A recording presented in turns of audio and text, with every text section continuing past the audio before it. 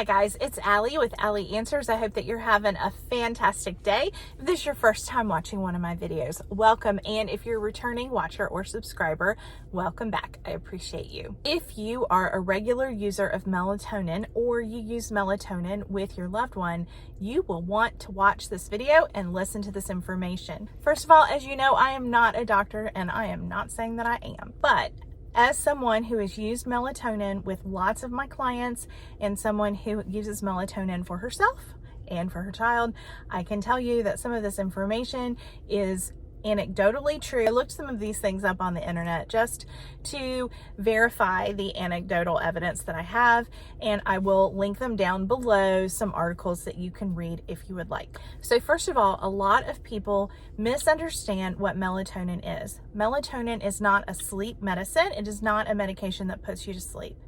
It is a hormone that your body makes, and it basically is about the timing of your sleep. That's why it's used for jet lag or for people who are night owls that are having a hard time going to bed early. It is something that naturally occurs in our bodies. After it gets dark, our body will produce melatonin, letting us know and preparing us that it's time for sleep. Melatonin does not actually put you to sleep like a sleep medicine, and it does not necessarily keep you asleep. Unfortunately, it is not very regulated in the United States.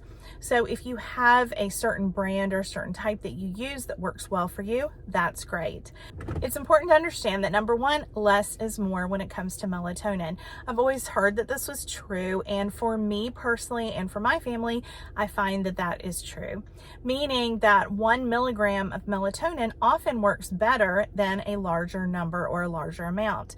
But that is something that's not just anecdotally true. It's something that if you look at the article that I attached down below, other people agree with that as well. Larger amounts of melatonin does not necessarily mean that the person's going to go to sleep faster or sleep better. As a matter of fact, it can cause grogginess the next day, and it can cause the worst side effect, in my opinion, which is grumpiness.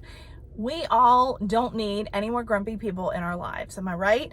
And if we're going to give somebody a high dose of something and it's not actually going to work any better, it probably is more expensive and it makes them crabby, no thanks. Melatonin has been found to help correct sleep cycle problems and has also been proven to help with GERD. Some people who have GERD have found that melatonin can be very helpful in cutting down the acid in your stomach. I am going to put an article down below that you can check it out if you want to look. There's some wonderful things about melatonin, but we need to be careful when we're using it. Always tell your doctor if you're using melatonin and make sure that you are not using high doses. So what I'm seeing in the articles that I'm reading is that anything over 5 milligrams is considered a high dose, and that sometimes people have found as small as 1/2 of 1 milligram to be effective. If you are having trouble finding the smaller doses, go to the children's section. I actually find that the 1 milligram pill is enough for me.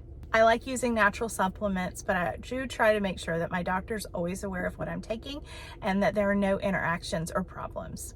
I hope that you have a wonderful day. I appreciate you watching. If you have not yet subscribed, I hope that you will, and I hope that you will share this video with people that need to see it. Bye-bye.